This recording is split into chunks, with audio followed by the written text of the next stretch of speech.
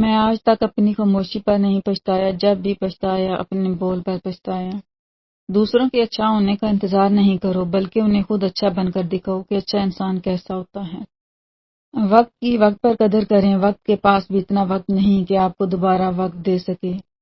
خوبصورت ہے وہ سوچ جو دوسرے انسان کے لیے اچھا سوچے، اور خوبصورت ہے وہ انسان جسے اللہ ایسی سوچ عطا کرے۔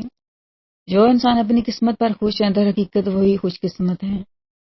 آسانیاں بانٹنا سیکھیں، حقیقت میں خود کی زندگی آسان ہو جاتی ہے۔ اختلافات کا حل ڈھونڈا جا سکتا ہے، مگر حسد اور بغض کا نہیں۔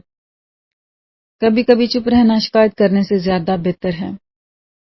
کتنی دلچسپ بات ہے نا کہ سمندروں کا مالک ایک آنسو پسند کرتا ہے۔ کتابوں کی اہمیت اپنی جگہ جناب، سبق وہی یاد رہتا ہے جو وقت اور لوگ سکھاتے ہیں۔ زندگی ایک انجان کتاب جیسی ہے، اگلے صفحے پر کیا لکھا ہے کسی کو نہیں پتا۔ زندگی تو سستی ہے صاحب، گزارنے کے طریقے مہنگے ہیں۔ جس پیڑ کے سائے میں تھکن دور ہو میری، سوکھا ہی صحیح مگر مجھے درکار وہی ہے۔ سائے میں بیٹھی ہوئی نسل کو معلوم نہیں دھوپ کی نظر ہوئے پیڑ لگانے والے۔ روز و شب کے میلے میں غفلتوں کے مارے لوگ شاید یہی سمجھتے ہیں کہ ہم نے جس کو دفنایا ہے بس اسی کو مرنا تھا۔ دنیا کا ہر انسان درد کا تجربہ رکھتا ہے، مگر پھر بھی کسی کے درد کو محسوس نہیں کرتا۔